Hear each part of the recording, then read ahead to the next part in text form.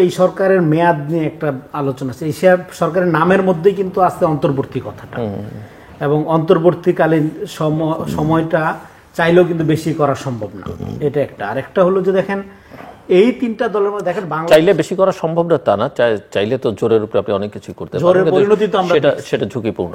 কারণ আমরা তো এখানে আলোচনা করছি যে ফ্যাসিজম কিভাবে ওয়ার্ক করে, মানে নির্বাচনবিহীন আপনার ভোটবিহীন নির্বাচনের সংস্কৃতি যেটা, এটা একটা ফ্যাসিবাদী সংস্কৃতি।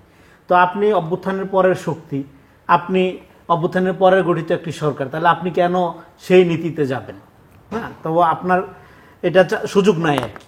তো এখন আপনি যেটা প্রশ্ন করলেন পার্টিকুলারলি আপনার প্রশ্নের উত্তরে যদি বলে দেখেন, বিএনপি হইল, বিএনপিকে আমি এভাবে দেখি, বাংলাদেশে রাজনীতির বিকাশ বলতে যেটা বোঝায় সেটা হলো আওয়ামী বিকাশ, এবং সেই বিকাশে চূড়ান্ত হলো একটা ফ্যাসিবাদী রূপ যেটা হাসিনার হাতে আমরা দেখছি। আর গণতান্ত্রিক ধারার বিকাশ যেটা, যে ভঙ্গুর অবস্থা আমাদের, তার একটা ধারা হইল বিএনপি। আমাদের গণতন্ত্রের অবস্থা যেরকম, বিএনপির অবস্থা সেরকম। তো ফলে আমাদের এই যে মধ্যপন্থার যে রাজনীতিটা, এখানে এতদিন হাসিনার মডেলটা কি ছিল? পলিটিক্সের মডেলটা ছিল হলো পলিটিক্যাল ট্রুথ, যেটা মিথ্যার চেয়ে ভয়ঙ্কর, মানে রাজনীতির প্রয়োজনে সে একটা সত্য হাজির করে নিত। হ্যাঁ, বাথরুমের দরজা দিয়ে ধরেন চিঠি ফেলায় সে ভাষা আন্দোলন করে ফেলছে, এই ধরনের ধরেন ফ্যাক্ট, ফ্যাব্রিকেটেড মিথ্যা ফ্যাক্টস বেস ট্রুথ সে তৈরি করতে, যেটাকে আমরা বলতেছি পলিটিক্যাল ট্রুথ। অন্যদিকে আপনি যদি ধরেন বিএনপি বলতে, তো বিএনপি তো একটা বড় দল, ধরেন আমি যদি পার্টিকুলারলি সাপোজ ধরেন তারেক রহমানের ব্যাপারটাই কথা বলি, ধরেন এই 10% খাম্বা হাবিজাবি তার চরিত্র নিয়ে কত ধরনের প্রোপাগান্ডার মধ্যে আমরা ছিলাম না 15-16টা বছর ধরে। এখন দেখা যাচ্ছে যে এগুলো কোনো কিছুর সাথেই তার সম্পর্ক নাই। আন্তর্জাতিকভাবে খ্যাতিসম্পন্ন যারা আপনার ইনভেস্টিগেটিভ জার্নালিস্ট, তাদেরকে দায়িত্ব দেওয়া হয়েছিল এই দুর্নীতি তার এগুলোর ব্যাপারে তথ্য উদ্ঘাটন, তারা বলতেছে যে না, আমরা এতদিন আপনার তদন্ত করে বিভিন্ন তথ্য ঘেটে আমরা কোনো কিছু তো পাচ্ছি না। তো পরে দেখা গেল যে আপনার কাজী সাহেদের নাম আসলো, যে এই যে খাম্বার যে ব্যাপারটা বলা হয়, কিন্তু এর পুরা আপনার ডিসক্রেডিটটা ক্যারি করতে হয়েছে তারেক রহমানকে পুরাটা সময় ধরে। এবং এই যে সংঘবদ্ধ একটা মিডিয়া ক্যাম্পেইনিং ধরেন তার বিরুদ্ধে চলছে, কিন্তু সে একবারও বলে নাই আমি নির্দোষ, আমি কিন্তু এগুলো করি নাই। এই যে মিথ্যা আপনার বিরুদ্ধে ধরেন প্রচন্ড মিথ্যার একটা ধরেন সাম্রাজ্য গড়ে তোলা হইলো, কিন্তু তার বিরুদ্ধে আপনি একটা কথাও বললেন না, নিজেকে ডিফেন্ড করার চেষ্টা করলেন না। এইটার একটা রাজনীতি আছে, এবং এই রাজনীতির একটা সময় লাগে, কিন্তু এটা উইন করে। এটা আমরা এখন দেখি। এখন আমি দেখতেছি কালকে প্রচুর কার্ড দেখলাম আমি, মানে সোশ্যাল মিডিয়াতে নিউজ দেখলাম, যেখানে আপনার এই জিনিসগুলো আলোচনা করা হচ্ছে, বলা হচ্ছে যে হ্যাঁ, যে তাহলে তো আপনার এই আপনার 10% বা ইলেকট্রিক খাম্বার যে ব্যাপারগুলো, এগুলো তো এরকম ছিল, হ্যাঁ, অমুক গ্রুপ জড়িত ছিল, কাজী সাহেব, মরহুম কাজী সাহেবের নাম আসতেছে, তাহলে এতদিন যে তারেক রহমানকে কেন্দ্র করে এটা হলো, তাহলে তার একটা মিথ্যা প্রপাগান্ডা ছিল। কিন্তু এই মিথ্যা প্রপাগান্ডার পক্ষে কিন্তু অনেক জনমত তৈরি করা ছিল। ফলে এটাকে আমি বলতেছি আপনার পলিটিক্স অফ ট্রুথ, সত্যের রাজনীতি। এবং মধ্যপন্থার রাজনীতি এবং বাংলাদেশ নির্মাণের রাজনীতি হইতে হবে সত্যের রাজনীতি, ট্রান্সপারেন্ট, স্বচ্ছ হইতে হবে। আপনার যেটা গাফিলতি বা খামতি, আপনার যেটা অপূর্ণতা, আপনার যেটা অযোগ্যতা, আপনি পাবলিকলি বলেন যে ভাই এটা আমার অযোগ্যতা, আমি এটা করতে পারিনি। হ্যাঁ, আপনি সব কিছুতে যোগ্য, আপনি সব কিছুতে সেরা, আপনি সব ভালো করছেন, এই জিনিস বলার দরকার নেই, মানুষ বুঝে।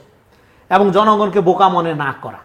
তো এখন আমাদের এই পলিটিক্যাল ট্রুথের জায়গা থেকে বের হয়ে আইসে পলিটিক্স অফ ট্রুথ, এই রাজনীতিতে ফিরতে হবে। আমি যতটুকু বুঝি, অভ্যুত্থানের পরে তারেক রহমানের বক্তব্য বা আমার সাথে ওনার সরাসরি কোনো কথা হয়নি, হয়নি, কিন্তু আমি যতটুকু বুঝি আমার রাজনৈতিক পর্যবেক্ষণে, বা আমি বিএনপিও করি না দলীয় পোস্টে, উনি পলিটিক্স অফ ট্রুথের রাজনীতিটা করার চেষ্টা করতেছে। ইভেন আপনার শেখ হাসিনার পতনের পরে খালেদা জিয়া একবারও আলোচনায় শেখ হাসিনার নামটা পর্যন্ত নেননি, তার দ্বারা সে কি পরিমাণ নির্যাতিত হয়েছে, কারণ এটা দরকার নেই। কারণ এটার এই মিথ্যার রাজনীতিটা এবং এই পলিটিক্যাল ট্রুথ বানানো সত্যের রাজনীতিটা চলে না আপনার। এই জন্য একটা পলিটিক্স অফ ট্রুথের রাজনীতি করতে হবে, ট্রান্সপারেন্ট রাজনীতি করতে হবে। এইবার এই ট্রান্সপারেন্ট রাজনীতির ক্ষেত্রে বিএনপির ক্ষেত্রে আরেকটা কথা বলবো, বিএনপি দল হিসাবে খুবই ভালো, কিন্তু অনেক খারাপ মানুষ এই দল করে, অনেক খারাপ মানুষ করে। কারণ হলো নানা রকম মতাদর্শের লোকের মধ্যে আছে, কিন্তু দল হিসাবে খুবই ভালো, মধ্যপন্থার দল। এবং আমরা যেটা বলছি, বাংলাদেশের রাজনীতির বিকাশ হবে কোন পথে? মতাদর্শ থাকবে সমাজে, রাষ্ট্র হবে ভ্যালু বেসড। এবার ভ্যালু বেসড রাষ্ট্র আপনি করবেন কিভাবে? আপনি করবেন পার্সন উইথ ভ্যালুস, যে লোকটা ভ্যালু ধারণ করে তারে সামনে রেখে রাজনীতি করবেন। চোর বাটপাড়ের একটা ক্লাব করলে তার সেটা রাজনীতি হবে না। কিন্তু বিএনপি দল হিসাবে খুবই ভালো, অনেক ডেডিকেটেড লোক আছে, অনেক অনেস্ট লোক আছে, আবার অনেক খারাপ লোকও আছে। ফলে বিএনপির জন্য এটা একটা চ্যালেঞ্জ যে আপনি এই যে ভ্যালু বেসড রাজনীতি করার জন্য পার্সন উইথ ভ্যালুসকে আপনি সামনে আনতে পারতেছেন কিনা। এটা আনতে পারলে আপনার ট্রাস্ট তৈরি হবে।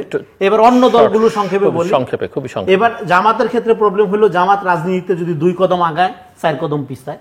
কারণ হলো জামাতের ব্যাপারে জামাতের ডিসিপ্লিন ভালো, সবকিছু ভালো, কিন্তু যেই ধরনের ক্যাডার ভিত্তিক রাজনীতি জামাত করে, অভ্যুত্থানের পরে মনে হয় না জেনজি জেনারেশন এই ধরনের ক্যাডার ভিত্তিক রাজনীতি দেখতে চায়। ফলে জামাতের বিকাশ, জামাতের যেই স্ট্রাকচার আছে তাতে কতখানি হবে আগামীতে, এটা নিয়ে আমার সন্দেহ আছে।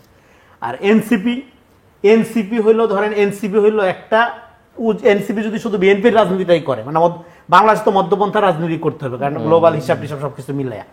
তো ফলে এনসিপি আমি মনে করি রাইটলি একটা মধ্যপন্থার রাজনীতি করে, এবং এনসিপি যদি শুধু বিএনপির রাজনীতিটাই কইরা যায়, এবং বিএনপি যে জায়গায় ফেল করতেছে সেই জায়গায় সে যদি শুধু আপনার ধরেন যে অ্যাচিভ করার চেষ্টা করে ফেলারটা, তার রাজনীতি দাঁড়ায় যাবে, তার আর কিচ্ছু করার দরকার নেই। কারণ বাংলাদেশের উন্নয়নের মডেল একটা সভারেন স্টেট আকারে দাঁড়ানোর মডেল, এটা জিয়া রহমানের মডেল। এবং জিয়া রহমান লোকটা যে সৎ ছিল এটা তার শত্রুরা বলবে, তার গুণমুগ্ধদের বলার দরকার নেই।